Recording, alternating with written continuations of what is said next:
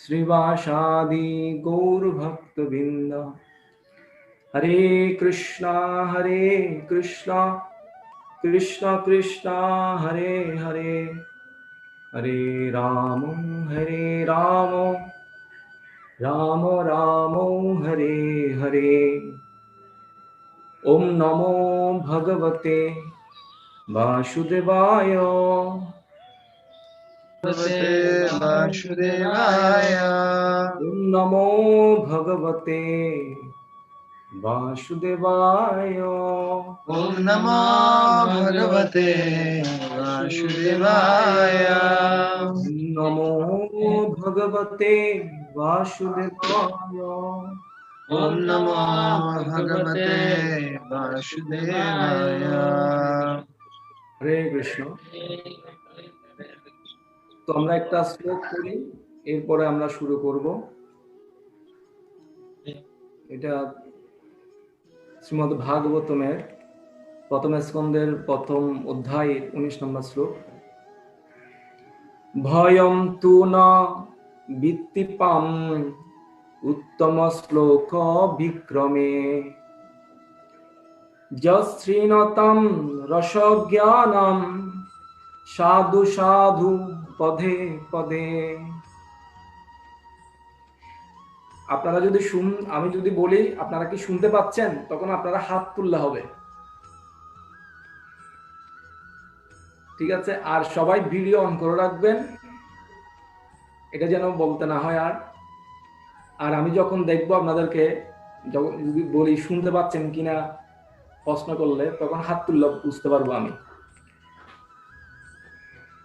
এই শ্লোকে বলা হয়েছে, উত্তম শ্লোকের ধারা বন্দিত শ্রীকৃষ্ণের অপাকৃত লীলা নিরন্তর শ্রবণ করলে কখনো তৃপ্তি লাভ হয় না।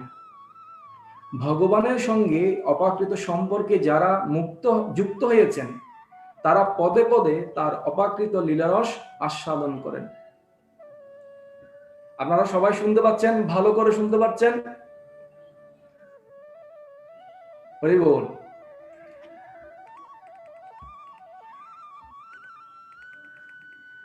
হরে কৃষ্ণ। তো এই দিনহীন অকিঞ্চনকে আপনাদের সাথে সঙ্গ করার সুযোগ দান করেছেন, এটা আমি নিজেকে সৌভাগ্যবান বলে মনে করছি। তো আপনাদেরকে এই কৃষ্ণ কথায় কেন আমরা কৃষ্ণ কথা শ্রবণ করব, এই বিষয়ে সবাইকে স্বাগত জানাচ্ছি। তো শ্রীমদ্ ভাগবতম বলেছে, উত্তম শ্লোকের দ্বারা বর্ণিত শ্রীকৃষ্ণের অপাকৃত লীলা নিরন্তর শ্রবণ করলে কখনো তৃপ্ত হয় না। উত্তম শ্লোকের দ্বারা বর্ণিত যদি লীলা, শ্রীমদ্ ভাগবতমে ভগবানের বিভিন্ন লীলা আছে, কোন শুদ্ধ ভক্ত যদি এটা নিরন্তর শ্রবণ করেন, তিনি কখনো তৃপ্ত হন না। উনি বলবেন না যে আমার একদম তৃপ্তি হয়ে গেছে। উনি বলবেন আরো বলো, সাধু সাধু বলে আরো বলবেন। এই জন্য শ্রীকৃষ্ণ ভগবত গীতায় বলেছেন, হে অর্জুন, তোমাকে আরো উন্নত এই তত্ত্ব আমি তোমাকে বলবো, তুমি তা শ্রবণ করো। শুধু ভগবানের কথা শ্রবণ করার জন্য ভগবান নিজে বলছেন কথা শ্রবণ করো। তো শ্রবণ এটা খুবই একটা গুরুত্বপূর্ণ একজন ভক্তের কাছে। আমরা যদি ভালো কিছু আমাদের ভিতরে প্রবেশ করাই, তাহলে খারাপটা বের হয়ে যাবে। হ্যাঁ, গার্বেজ ইন গার্বেজ আউট। ভালো ঢুকলে আমার থেকে ভালো বের হবে, আর যদি খারাপ ঢুকাই আমি বারবার, তাহলে খারাপই বের হবে। সৃষ্টির প্রথম শব্দ তফ, এই শব্দটা শুনেছিল ব্রহ্মাজি। ব্রহ্মা অত্যন্ত বুদ্ধিমান ব্যক্তি ছিলেন। উনি বুঝতে পেরেছিলেন যে কি করতে হবে। কি করা উচিত? সঙ্গে সঙ্গে এই তপ শব্দটা শুনে উনি তপস্যায় বসে গেলেন। কিন্তু আমরা কত লেকচার শুনেছি, কত শ্রবণ করলাম, কত মহারাজদের শ্রবণ কীর্তন করলাম, কিন্তু তবুও আমাদের উদ্দেশ্য আমরা বুঝতে পারি না, তবুও আমরা তপস্যায় রত হই না, তবুও আমরা চাইনি যে এই কৃষ্ণ কথা শ্রবণ করব, মঙ্গল আরতি করব, এই ভগবত ভক্তি অ্যাক্টিভিটিস গুলো করবো। কিন্তু ভগবান ব্রহ্মা বুদ্ধিমান ছিলেন। প্রথম শব্দে তিনি বুঝতে পেরেছিলেন তার কি করা কর্তব্য। বুদ্ধিমানদের বলতে হয় না। তো এই জন্য ভক্তি জীবনের প্রথম যেটা হচ্ছে সেটা হচ্ছে শ্রবণ, নববিধা ভক্তির শ্রবণম কীর্তনম। ফার্স্ট স্টেপ হলো শ্রবণম। আমরা যখন শ্রবণ কীর্তন জল সেশন করব, ভক্তি লতার মধ্যে, ভক্তিটাকে লতার সাথে তুলনা করা হয়েছে, তখন লতা যতই লতার মধ্যে জল প্রদান করব, লতা আস্তে আস্তে তুষ্টি হয়ে ধীরে ধীরে বড় হয়ে এর 14 ভুবন ভেদ করে, পরমভম ভেদ করে, বৈকুণ্ঠ আদি লোক অতিক্রম করে গোলক বৃন্দাবনে ভগবান শ্রীকৃষ্ণের চরণে আশ্রয় গ্রহণ করবে। আর ওখানে গেলে তো আর কথাই নেই। এই জন্য ছিল প্রভুপাদ যখন ছিলেন, ছিল প্রভুপাদের অনেক শিষ্যরা বলতেন, ছিল প্রভুপাদ মন্দিরে এই সমস্যা, ওই মন্দিরে ওই সমস্যা, ম্যানেজমেন্ট ঠিক নেই, কত সমস্যার কথা বলতেন। এই ভক্ত আমাকে ঠাট্টা করে, বিদ্রুপ করে। তখন ছিল প্রভুপাদ বলছেন, এই জগতে সমস্যা থাকবে, এই জগতে কখনো ভদ্রলোকের থাকার জায়গা নয়, এটা এখানে সমস্যাই পরিপূর্ণ। সমস্যা ছিল না এরকম কোনো সময় ছিল না। যেমন ধরেন এখানে কেউ যে ঠাট্টা মস্কারি করছে, বিদ্রুপ করছে, অনেক সময় যদি প্রসাদ একটু করে কেউ নেয়, বলে যে এত প্রভু প্রসাদ তো আপনি খান যে শুধু, মানে এতগুলো, মানে দেখাবে এতগুলো কিন্তু বলবে যে এতটুকুলো। আমার মনে হয় গোলক বৃন্দাবনে এরকম ঠাট্টা মস্কারি যে রস, সে রসটা মনে হয় নেই ওখানে। ওখানে গেলে আর কেউ আপনাকে বলবে না, কারণ ওখানে তো ভদ্র হয়ে গেছেন। ওখানে যদি বলেন হে প্রভু আপনি তো আগের মতো আমাকে ওই কথা বলেন না, একটু বলুন না, না না এখানে আমরা তো এখন কি আর ওই সময় আছে, এখানে এসেছি অনেক ভদ্র হয়ে গেছি, আগের মতো এখন ঠাট্টা বিদ্রুপ করতে পারি না প্রভু, আপনিও প্রভু আমিও প্রভু, এখানে আছেন ভগবান মহাপ্রভু, কিভাবে করব? তো গোলক বৃন্দাবনে গেলে হয়তো এই রস আমরা আস্বাদন করতে পারবো না। আসলে সমস্যা ছিল না এরকম কোনো সময় নেই, সমস্যা সবসময় ছিল। শ্রীকৃষ্ণের জন্মের আগেও সমস্যা ছিল না? মথুরাবাসীরা শান্তিতে ছিল? কংস কত সন্ন্যাসীদেরকে বধ করেছে, বৃন্দাবনে কত অত্যাচার করেছে। শ্রীকৃষ্ণের জন্মের বা আবির্ভাবের পূর্বেও সমস্যা ছিল, মথুরাবাসী বৃন্দাবনবাসী শান্তিতে ছিল না। কিন্তু তারা শ্রীকৃষ্ণ আসার জন্য, এই জগৎ আবির্ভূত হওয়ার জন্য তারা ভগবানের কাছে প্রার্থনা নিবেদন করলেন। আর আবির্ভাব হওয়ার পরেও কিন্তু সমস্যা ছিল।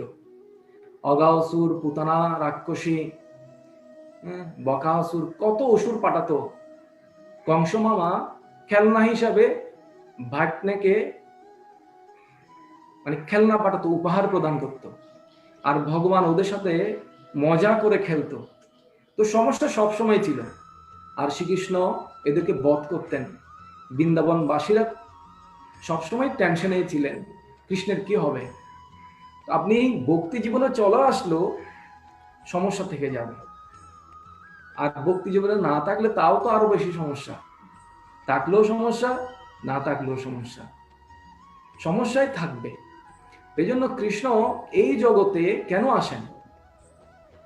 এত সমস্যা থাকা সত্ত্বেও কৃষ্ণ এই জগতে এই জন্য আসেন, তিনি যে এখানে নৈমিত্তিক লীলাগুলো সম্পাদন করেন একটাই কারণ, কৃষ্ণের ওখানে কোনো কিছুর অভাব নেই, কোনো রসের অভাব নেই ওখানে, তবু এই জগতে আসেন। এখানে এসে শিশুপালের মতো ভক্তরা তাকে অপমান করে, দুর্যোধনের মতো লোকেরা তাকে বন্দি করার প্রয়াস করে, তবু কৃষ্ণ এটা একটা রস আস্বাদন করেন এখানে। ঠিক যেরকম মনে করুন আমেরিকাতে কোনো ধনী লোক, অনেক ধনী, ও অনেক সময় শখের বশে ভিক্ষা করে। আপনারা কি আমার কথা শুনতে পাচ্ছেন? হ্যান্ড রাইজ করলে হবে। সংকীর্তন গৌরপ্রভু, আপনি কি শুনতে পাচ্ছেন? হাত তুললে বুঝতে পারবো আমি। ওকে। ওই ধনী ব্যক্তি কি করে, যখন ভিক্ষা করে নিজের শখবশত, তখন অনেক সময় মানুষ তাকে মস্কারা করে, ঠাট্টা করে, যাও এখান থেকে, ভিক্ষা করার জায়গা পাচ্ছ না, কত রকম কথা বলে, কতভাবে অপমানিত হয়। কিন্তু মাঝে মাঝে ওই ধনী লোক চিন্তা করে, দেখো দেখো, এ আমাকে চিনতে পারে নাই, আমি হচ্ছে কত বড় ধনী লোক, সে আমাকে যদি জানতে পারতো তাহলে এইভাবে আমার সাথে আচরণ করতো না। কৃষ্ণ মাঝে মাঝে এইরকম একটা রস আস্বাদন করেন এখানে। যখন বিভিন্ন ভক্তরা অপমান করে, ব্যক্তিরা তখন অপমান করে, তখন বলো যে কৃষ্ণ বলো যে হায় হায়, এরা আমাকে চিনতে পারলো না। কিন্তু ওই রস গোলক বৃন্দাবনে নেই। ওখানে কৃষ্ণকে সবাই জানে, কৃষ্ণ প্রভু, কৃষ্ণ আমার প্রাণ, কৃষ্ণ আমার সখা, কৃষ্ণ আমার ছেলে, এভাবে বিভিন্ন রসে সবাই জানে। কিন্তু এখানে যখন আসে কৃষ্ণ এই সমস্ত লীলা আস্বাদন করেন। এই জন্য এই সাধকের জীবনে আমরা যারা সাধন ভক্তি করছি, তাদের মধ্যে সাধনা, চারটা বিষয় বিশেষ করে সাধনা, প্রচার, সেবা এবং গুরুদেবের আশ্রয় এবং অথবা বৈষ্ণবদের আশ্রয়, এইগুলো যদি আমরা চালাতে চাই, সাধনা, ভক্তি এবং প্রচার কার্যক্রম, তখন আমাদের মধ্যে বিভিন্ন রকম সমস্যা আসতে পারে। সমস্যা আসবে না সেরকম কোনো সময় ছিল না। এই জন্য কেন আমরা এই কৃষ্ণ কথা শ্রবণ করব? ছিল ভক্তি সিদ্ধান্ত সরস্বতী ঠাকুর প্রভুপাদকে একটা প্রশংসা করেছিলেন। যখন রাধাকুণ্ডের তীরে দেখা হয়েছিল, তখন একজনের পরিচয় করে দিয়েছিল, প্রভুপাদ এ হচ্ছে অভয়চরণ, অভয়চরণ দে। তখন ছিল প্রভুপাদ বলেছিলেন, ওকে আমি চিনি, ওর শ্রবণ করার আগ্রহ বেশি। তো এই জন্য, কারণ ছিল প্রভুপাদ যা শ্রবণ করতেন তাই মনোযোগ সহকারে শ্রবণ করতেন। এই জগতে আমরা কত কিছু শুনি, মনে করেন মসজিদে প্রতিদিন আজান দেয়, কেউ কি এই আজানটা দিতে পারবেন? ঠিক এরকম কত শব্দ এই জগতে হয়, সবকিছু আমরা মনোযোগ সহকারে শ্রবণ করি না। মনোযোগ সহকারে শ্রবণ করলে আমরা বলতে পারতাম। এই জন্য একটা গুরুত্বপূর্ণ হচ্ছে যে শ্রবণ করছি ঠিক আছে, কিন্তু মনোযোগ সহকারে শ্রবণ করছি কিনা, অ্যাটেনটিভলি হিয়ারিং কিনা।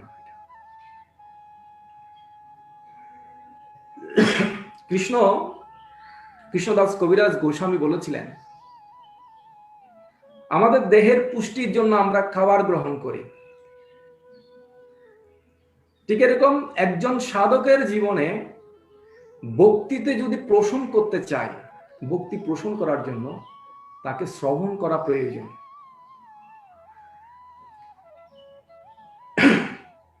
কারণ যারা সাধন মানে সাধক, বিধিমার্গের ভক্ত, তারা কিভাবে কৃষ্ণকে আকর্ষণ করবে? কৃষ্ণকে আকর্ষণ করতে গেলে তাকে অবশ্যই শ্রবণ কীর্তন করতে হবে। যারা লাগানো মার্গে ভক্ত আছে, তারা কৃষ্ণকে সেবা দ্বারা আকর্ষণ করতে পারে। কিন্তু ওইরকম সেবার মেন্টালিটি, সেবার মনোভাব আমাদের মধ্যে নেই। এই জন্য আমাদের শ্রবণ করে সেবার মনোভাবটা তৈরি করতে হয়। এইভাবে আমরা কৃষ্ণকে আকর্ষণ করতে পারি। এই জন্য শ্রবণম পতম, তারপর হচ্ছে কীর্তনম, এরপরে আরেকজনকে বলবেন আপনি যা শ্রবণ করেছেন।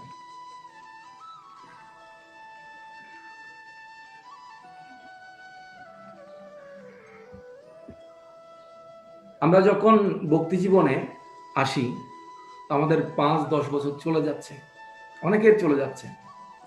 এখানে কেউ নতুন আছেন, কেউ পুরাতন আছেন, কেউ আসছেন হয়তো বা কয়েক বছর হয়েছে। কিন্তু যখন প্রথমে আমরা আসি, তখন আমরা ভক্তি জীবনে এত উৎসাহ পাই, অনেক সময় এমন লাভ দিই, কীর্তনের সময় সিলিং ফ্যানের উপরে পর্যন্ত হাত চলে যায়। কিন্তু যখন এইভাবে জাম দিতে দিতে, কিন্তু যখন ভক্তি জীবন অনেক আস্তে আস্তে পুরাতন হয়ে যায়, তখন নিজেকে বলা মনে করে যে আমি গম্ভীর, আমি খুব ভারম্বর্তী, অনেক বড় হয়েছি, তখন আর হাত কীর্তনে আর উঠে না, বিভিন্ন সমস্যা।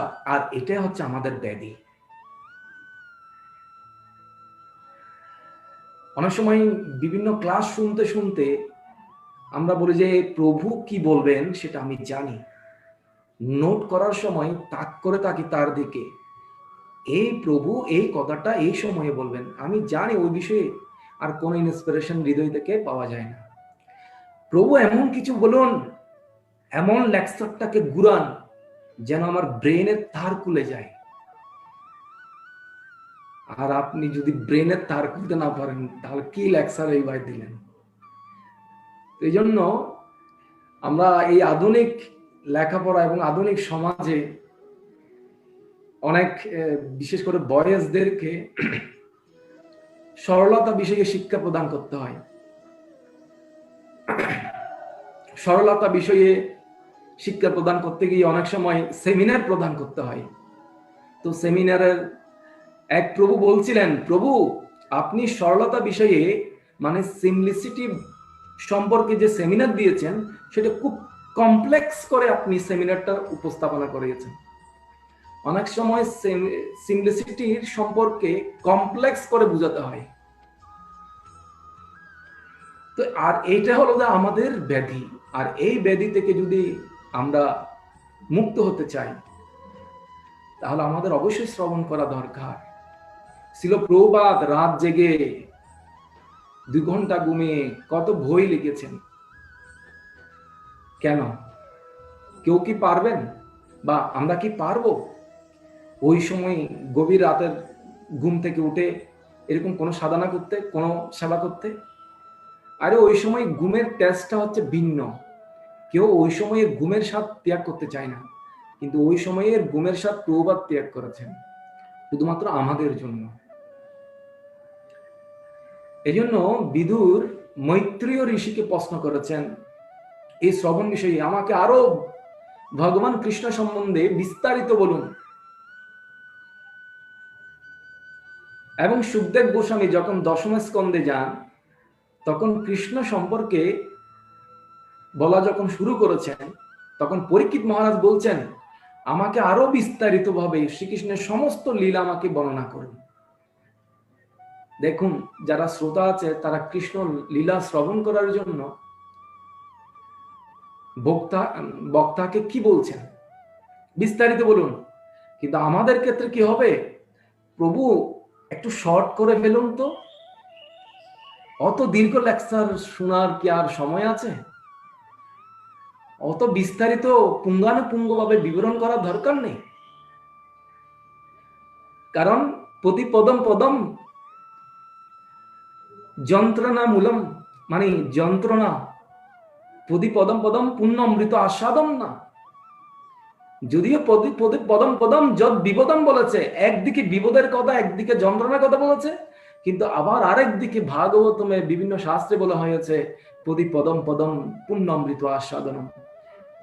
কেউ আছে আস্বাদন করার জন্য, কেউ আছে যন্ত্রণার জন্য। এই জন্য আমরা শ্রবণ করতে পারছি। আমাদের গুরু মহারাজের একটা শ্লোক আমার বেশিরভাগ আমি বলি, ওই শ্লোকটা আজকে বলবো।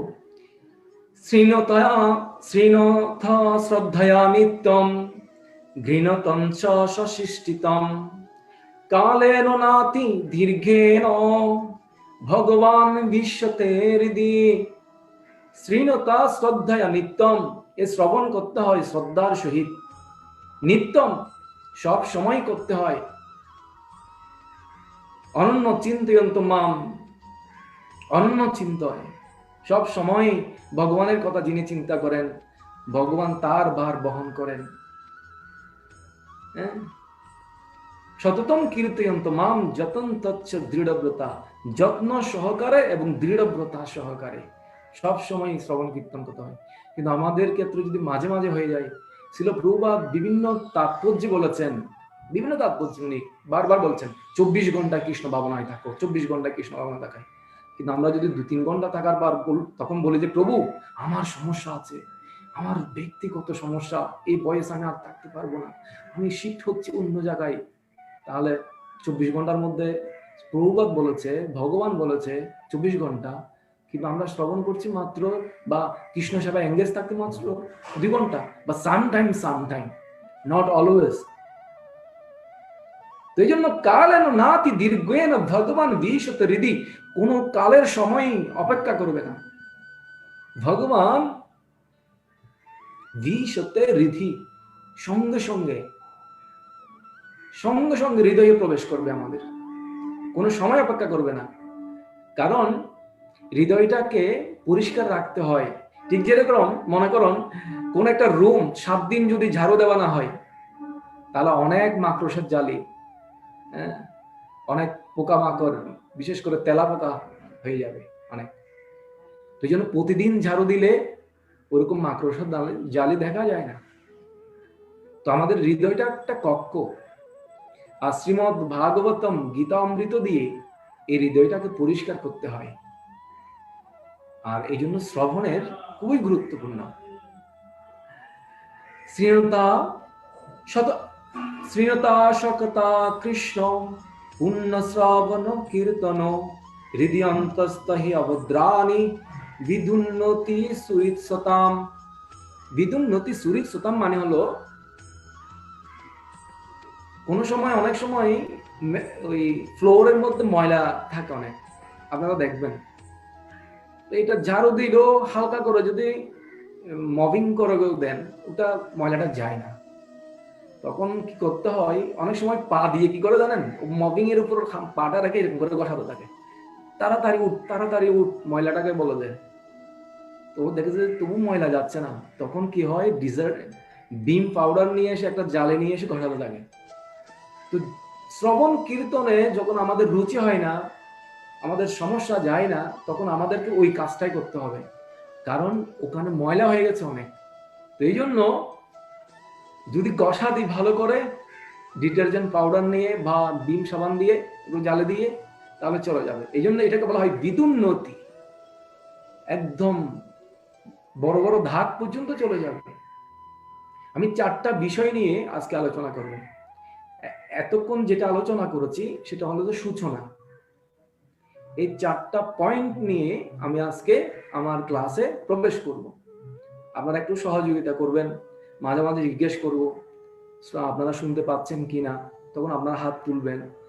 দুর্গা দেবী যখন ভাগবত শ্রবণ করছিলেন পার্বতীজি শিবজির কাছ থেকে, তখন যখন বন্ধ হয়ে যায়, তখন সুখ পাখি করা শুরু করেছিল। এখানে তো করার সময় মানে সুযোগ নেই, এখানে মিউট বন্ধ করে দেওয়া হয়েছে। তো এই জন্য হাত তুললে বুঝতে পারবো আপনারা বুঝতে পারছেন আমার কথা। কারা কারা বুঝতে পারছেন? হরে বল, হরে বল। রাঘব প্রভু হরে বল। মিত্র পণ্ডিত প্রভু ভিডিও বন্ধ আপনার, গদাধর বয়স ভিডিও বন্ধ, সুবাহু সচিবুত বন্ধ। আপনারা ভিডিও অন করে রাখলে ভালো।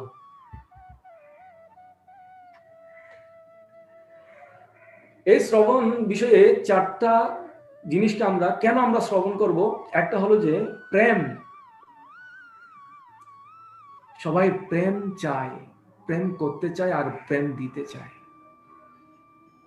কতজনের কত দিক দিয়ে আকর্ষিত হচ্ছে এই প্রেমের জন্য। কেউ শাড়ি, কেউ নারী, কেউ টাকা, সবাই আকর্ষিত হচ্ছে বিভিন্ন ভাবে। আকর্ষিত জিনিস থাকলে আকর্ষিত হয়। আর কৃষ্ণ হচ্ছে সর্ব আকর্ষক। সর্ব আকর্ষক, সর্ব আকর্ষক ইতি কৃষ্ণ। আর সমস্ত রসের আধার, রস বহিষক, সমস্ত রসের স্রোত। যার কাছে রস আছে তার কাছে অনেক ব্যক্তি আকর্ষিত হয়।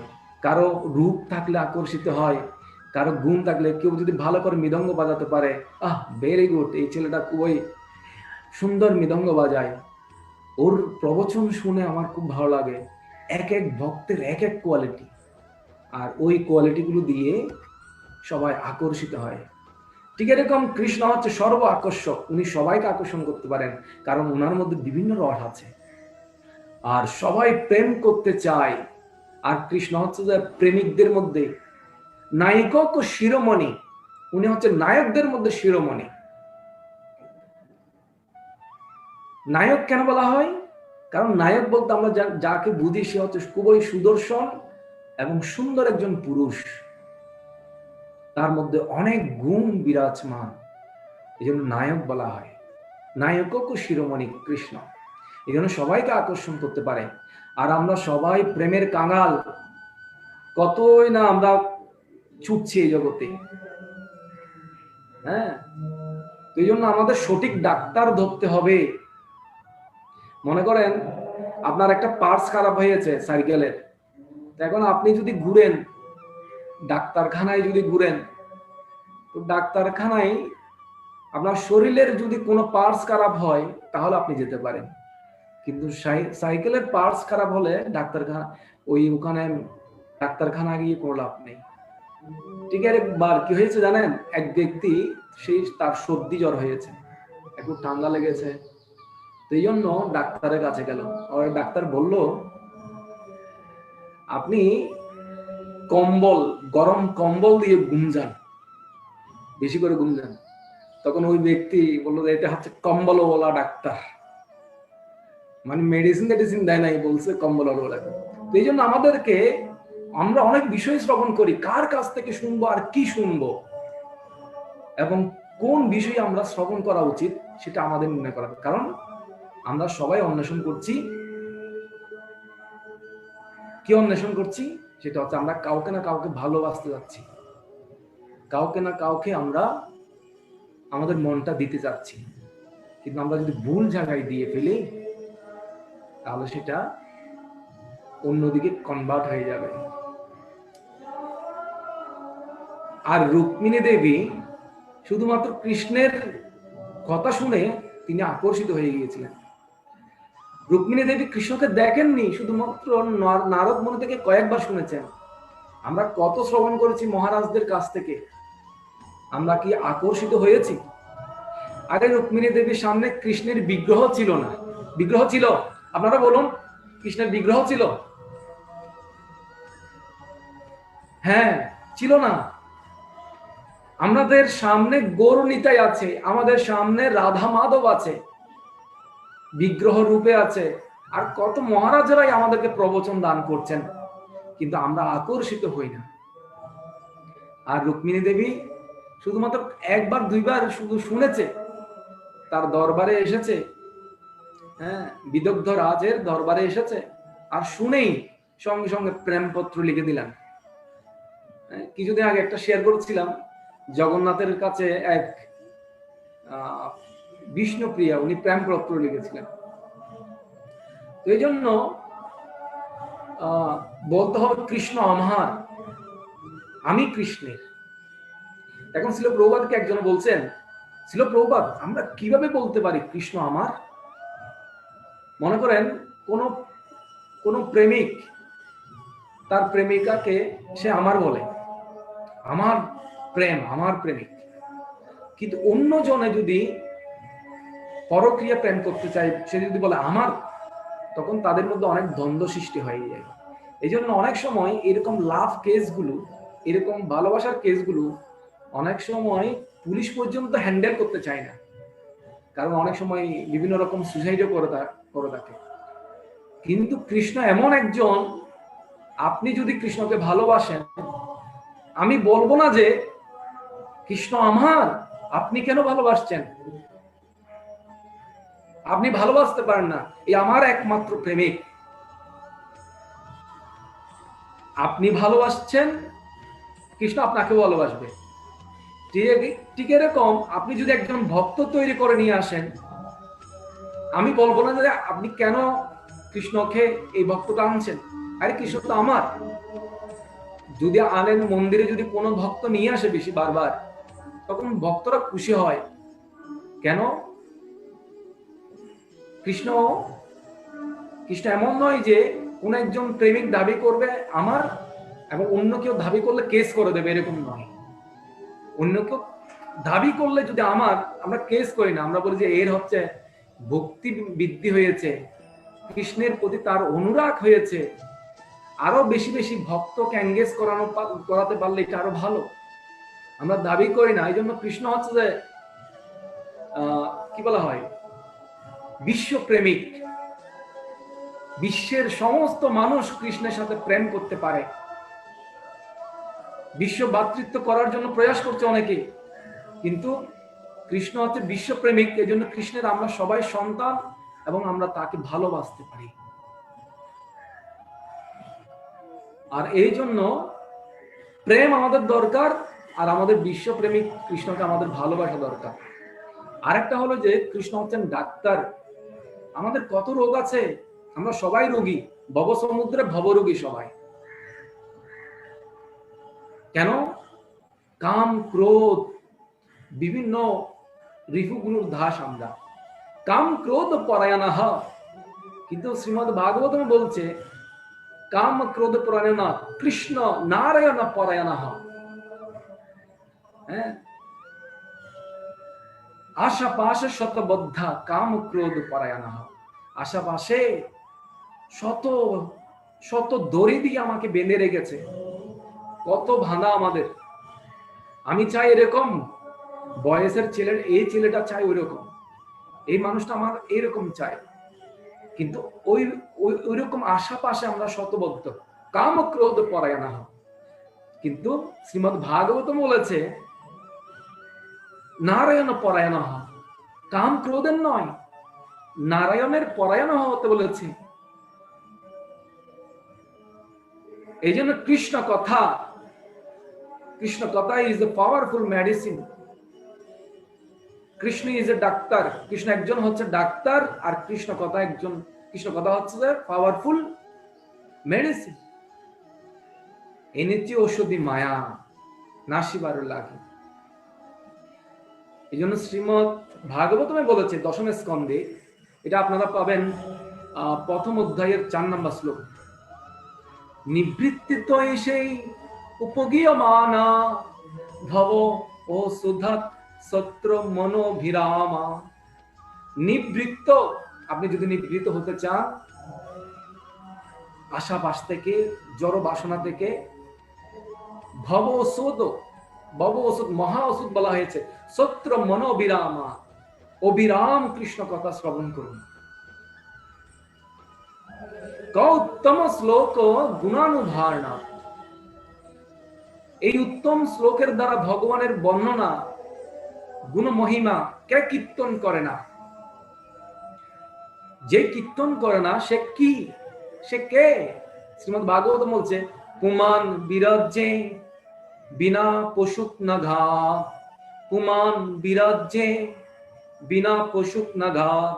সেরকম পুমান মনুষ্য পশু চারা, আত্মঘাতী বা পশুঘাতী চারা, সে আর কেউ নয়।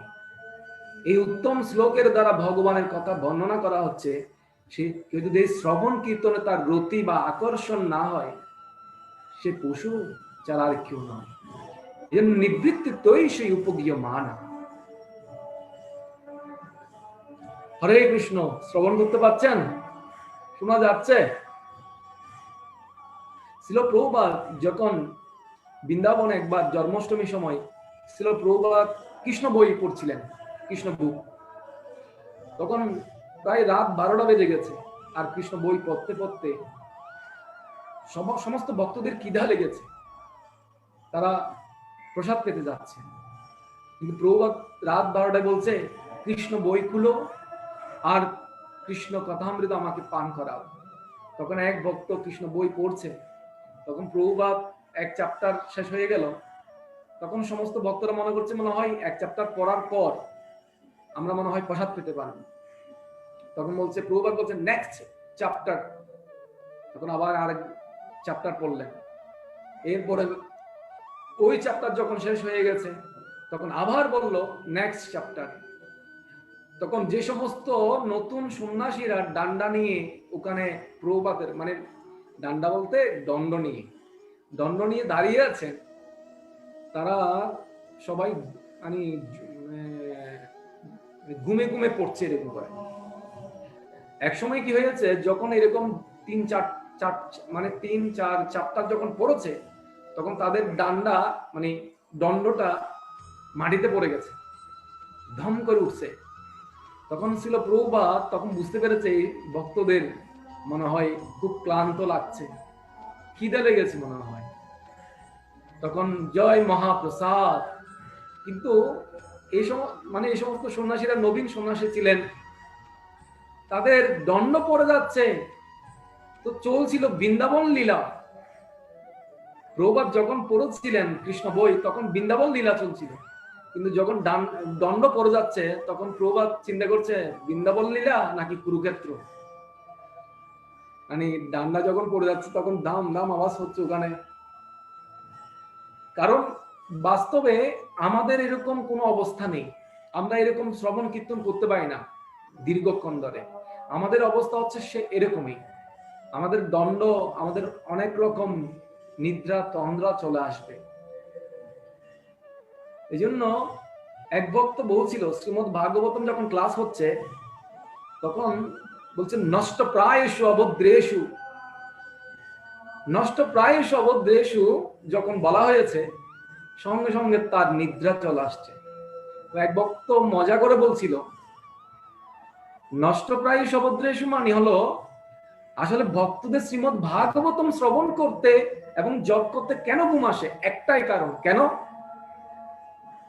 নষ্ট প্রায়শ অভদ্রেষু মানে হলো যে তার অভদ্রতা নষ্ট হয়ে গেল, এখন তো কোনো টেনশন নেই, এই জন্য ঘুম আসছে। ভাগবতম শ্রবণে ঘুম আসছে কেন? কোনো টেনশন নেই। টেনশন থাকলে তো ঘুম আসে না, টেনশনে বেনসেন খায়। উনি মজা করেছিলেন। তো আমাদের অবস্থাটা ঠিক এরকমই, বুঝতে পারছেন? এই জন্য শ্রবণের প্রতি আমাদের আগ্রহ থাকা চাই। আচার্যরা তারা নিজেরা আচরণ করে শিক্ষা প্রদান করছেন। গুরু মহারাজ প্রতিদিন চৈতন্য চরিতামৃত ক্লাস প্রদান করছেন। যদিও ওনার শরীর পারছে না, তবুও উনি আচরণ করে শিক্ষা প্রদান করছে যেন শ্রবণ কীর্তনে থাকে। প্রথমটা বললাম কি? প্রেম। দ্বিতীয়টা বললাম ডাক্তার। থার্ড নাম্বার হলো রক্ষক। কৃষ্ণ কৃষ্ণ কথা আমাদেরকে রক্ষা প্রদান করেন। পরীক্ষিত মহারাজ যখন সুখদেব গোস্বামীকে জিজ্ঞেস করেছিলেন তখন সুখদেব গোস্বামী বলেছিলেন, এই কৃষ্ণ কথা সমস্ত জড়জাগতিক দুঃখ দুর্দশা থেকে ভক্তকে রক্ষা করে। তখন পরীক্ষিত মহারাজ বলছেন, হ্যাঁ, আমার দাদুকেও রক্ষা করেছিল। পরীক্ষিত মহারাজের দাদু কে ছিল? অর্জুন। যুদ্ধক্ষেত্রে বিভিন্ন সমস্যা থেকে, বিভিন্ন বিপদ থেকে অর্জুনকে রক্ষা করেছিল ভগবান কৃষ্ণ। তো পরীক্ষিত মহারাজ স্বীকার করছিলেন, হ্যাঁ, আমার দাদুকেও রক্ষা করেছিল। শুধু দাদুকে কেন, আমার মাকেও রক্ষা করেছিল কৃষ্ণ। কৃষ্ণ মাকে কিভাবে রক্ষা করলেন? পরীক্ষিত মহারাজের মা হচ্ছে উত্তরা, আর অশ্বত্থামা এই পঞ্চপাণ্ডবকে হত্যা করতে না পেরে তখন ব্রহ্মাস্ত্র নিক্ষেপ করলেন কোথায়? উত্তরার গর্ভে। এই জন্য উত্তরা বলছিল, পাহি পাহি মহাযোগিন দেব দেব জগৎপতে ন অন্নম তৎপশ্যম অভয়ম পশ্য যথ মৃত্যু পরস্পরম। পাহি পাহি মহাযোগিন। দেব দেব জগৎপতে, হে দেবতার দেবতা, হে জগদীশ্বর। ন অন্নম তৎ অভয়ম, এই জগতে তুমি ছাড়া কেউ অভয় প্রদান করতে পারে না। পশ্যম তত্র মৃত্যু পরস্পরম। পরস্পরম মানে এই দ্বন্দ্ব সমন্বিত জগৎ। দ্বন্দ্ব সমন্বিত মানে এই যে দুঃখ দুর্দশা, ভালো মন্দ, এই যে দ্বন্দ্ব, এই দ্বন্দ্ব সমন্বিত জগৎ থেকে তুমি ছাড়া এই জগতে কেউ রক্ষা করার নেই। পাহি পাহি মহাযোগিন। তো উত্তরা স্বীকার করেছেন, হে ভগবান আপনি আমাকে রক্ষা করুন। এবং পরীক্ষিত মহারাজ বলছেন, হ্যাঁ আমার মাকে রক্ষা করেছিল এবং তিনি আমাকেও রক্ষা করেছিলেন। আমি মাতৃগর্ভে ভগবানকে দর্শনও করেছিলাম। অঙ্গুষ্ট মাত্র অমলম স্ফুরত পুরট মলিনো অপিব্য দর্শনম শ্যামম তড়িত ভাস সম অচ্যুতম। অঙ্গুষ্ট মালম, অমলম মানে হচ্ছে এই এতটুক আঙ্গুলের এই সাইজটা ভগবান কৃষ্ণকে পরীক্ষিত মহারাজ মাতৃগর্ভে দর্শন করেছিলেন। তার পুরট মলিনম, খুব সুন্দর মুকুট পরিহিত, এবং তরিত বাস সম অচ্যুতম। তরিত তার বসন, পীত বসনটা হচ্ছে তরিত, উজ্জ্বল তরিত বসন। সেরকম ভগবানকে দর্শন করেছিলেন পরীক্ষিত মহারাজ। আর মাতৃগর্ভ থেকে বের হয়ে আমি যে ভগবানকে মাতৃগর্ভে দর্শন করেছি, আমি সেই ভগবানকে কেন দেখছি না? সব দিকে উনি পরীক্ষা করছেন, এই কি ভগবান নাকি এই ভগবান? কোথায় গেল? আমি যে মাতৃগর্ভে দর্শন করেছি সেই পুরুষ কোথায়? এভাবে তিনি প্রত্যেককে পরীক্ষা করতে লাগলেন। পরীক্ষা করতে করতে ওনার নাম হয়েছে পরীক্ষিত মহারাজ। পরীক্ষা করতে করতে। এই জন্য এই কৃষ্ণ কথা আমাদেরকে রক্ষা করে যে কোনো বিপদে।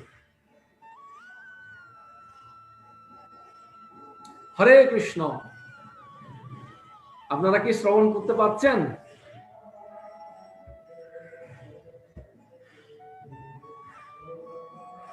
হরি বল। হরে কৃষ্ণ। আর একটা হলো, প্রথম তিনটা বলেছি কি কি? প্রেম, ডাক্তার এবং রক্ষক। লাস্ট নাম্বারটা হলো মৃত্যু। মৃত্যু আমাদের সবারই হবে, এটা ধ্রুব সত্য। কিন্তু এই জগতের কিছু ব্যক্তি আছে, তারা বারবার প্রয়াস করছে, তারা এই জগতে অনেক দিন ধরে টিকে থাকবে, অনেক দিন ধরে বেঁচে থাকবে। মৃত্যু সর্বস্ব হরঞ্চ অহম। আমি মৃত্যু রূপে সবকিছু তোমার হরণ করি, ভগবদ্গীতা ভগবান বলছে। এই জন্য শ্রীমদ ভাগবতমে বলছে, যশম্ভৈ শ্রূয়মানায়াম কৃষ্ণে পরম পুরুষে ভক্তির উৎপদ্যতে পুংসা শোকমহ ভয়াপহা। শুধুমাত্র এই বৈদিক শাস্ত্র শ্রীমদ ভাগবতম যদি আমরা শ্রবণ করি, এই শ্রবণ করতে করতে কৃষ্ণের কথায় যদি আমাদের রতি উদয় হয়, তাহলে শোক মোহ ভয় অপহা। শোক, ভয় এবং মোহ থাকবে না। শোক কিসের জন্য? শোক হচ্ছে অতীতের জন্য, আর মোহ হচ্ছে বর্তমান। এই ভালো এই মন্দ দ্বন্দ্বের মধ্যে মোহ তৈরি করে। কি হবে আমার? এত ভক্তি করলে আমার কি হবে? বৈরাগ্য দর্শনে মনে হয় আমি সবকিছু হারাবো, চাকরি, বিবাহ, সবকিছুই মনে হয় আমি হারাবো। এটা হচ্ছে দ্বন্দ্ব। আপনি বর্তমানটা ভালো করে ইউটিলাইজ করুন। বর্তমানটা যদি আমি ভালো করে করি, ভবিষ্যৎ আমার জন্য উজ্জ্বল। কিন্তু ভবিষ্যতের জন্য ভয় পায় মানুষ। এই জন্য শোক মোহ ভয় অপহা। শোক কিসের জন্য? অতীতে। মোহ কিসের জন্য? বর্তমান সময়ে। আর ভয় ভবিষ্যৎকে নিয়ে। এই জন্য কোনো ভয় নেই। শ্রীমদ ভাগবত বলছে শোক মোহ ভয় অপহা। এই সমস্ত শোক মোহ ভয় সব দূরীভূত হয়ে যাবে। দশম স্কন্ধে গোপীরা বলেছিলেন, আপনারা সবাই জানেন, মনে আছে আপনাদের? দাঁড়ান, আপনাদের আমি মিউট একটু অন করে দিই।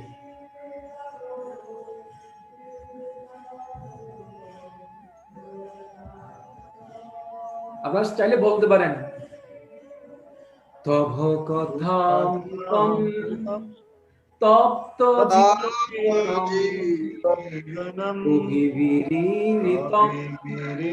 কলমশাপহম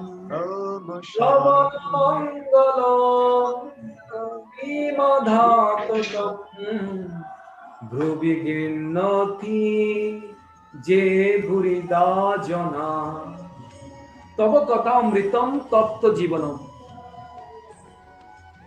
এই সংসার চক্রে, জড়জাগতিক জীবনে সবার জীবন তপ্ত হয়ে গেছে। আগুনের তাপে যেরকম গরম হয়ে যায়, এরকম শোক মোহ দুঃখে আমাদের জীবনটা তপ্ত জীবনম। তব কথা অমৃতম, গোপীরা বলছে তব কথা অমৃতম। এই তপ্ত যে আমরা দুঃখ পাচ্ছি, সেটার মধ্যে ঠিক যেরকম ভারী বর্ষণের মতো, বৃষ্টির মতো। শ্রবণ মঙ্গলম শ্রীমাধাত্ম, শ্রবণ অত্যন্ত মঙ্গলদায়ক। কিন্তু আচার্যরা এটা ব্যাখ্যা করেছে অন্যভাবে।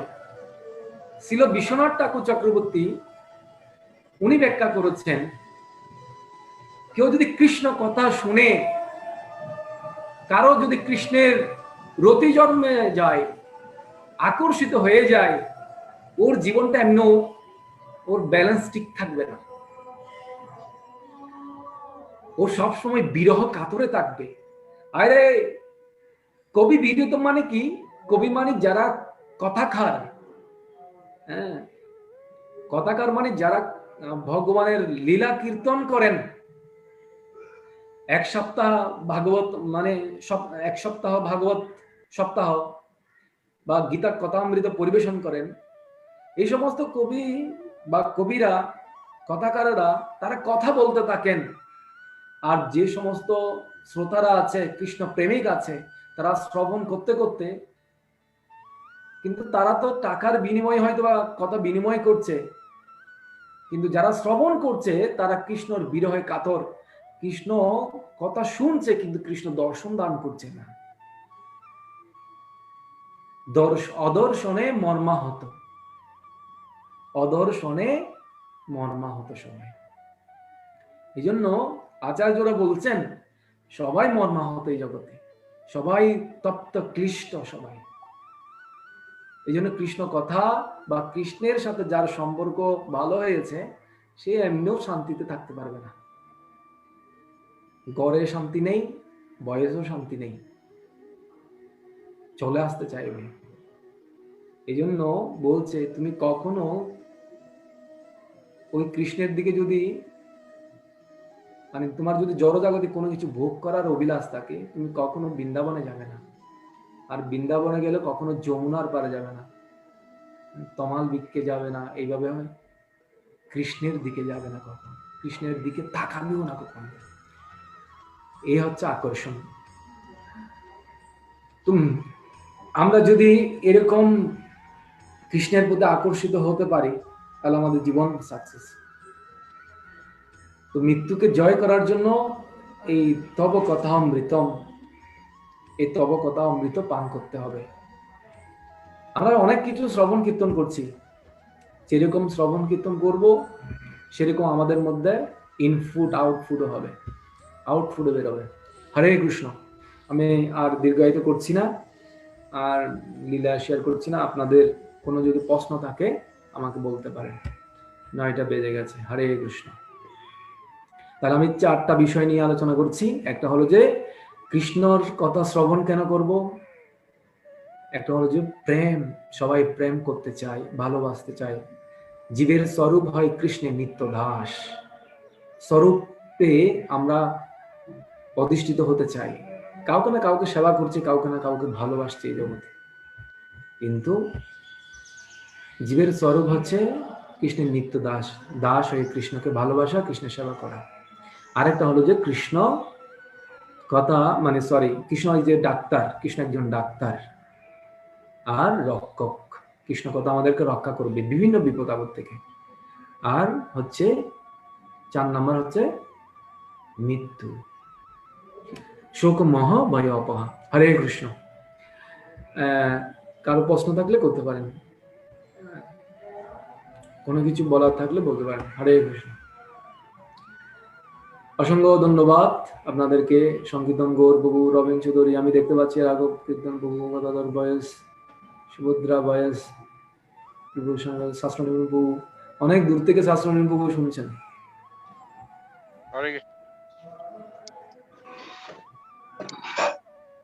হরে কৃষ্ণ। অসংখ্য ধন্যবাদ পণ্ডিত শ্রীবাস প্রভুকে। এত সুন্দর সাধু সাধু পদে পদে আমরা সাপ প্রাপ্ত হয়েছি পদে পদে।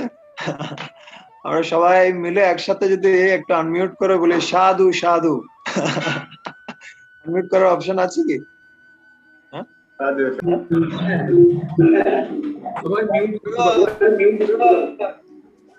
একসাথে বলুন তো সাধু সাধু সাধু সাধু সাধু সাধু সাধু সাধু সাধু। আমরা তৃপ্ত হচ্ছি না, বয়ম তৃণ বৃত্তিপ্যাম, আমরা তৃপ্ত হচ্ছি না। আমরা আশা করছি পণ্ডিত শ্রীবাস প্রভু আমাদেরকে আরো শোনাবেন ভবিষ্যতের ক্লাসগুলোতে।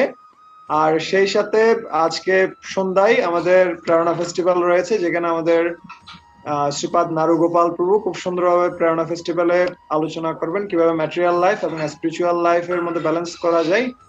আমরা আপনাদেরকে অনুরোধ করছি আপনাদের পরিচিত সবাইকে অবশ্যই যুক্ত করান, নতুনদেরকে অবশ্যই যুক্ত করান, এবং যারা এক্সিস্টিং ভক্তরা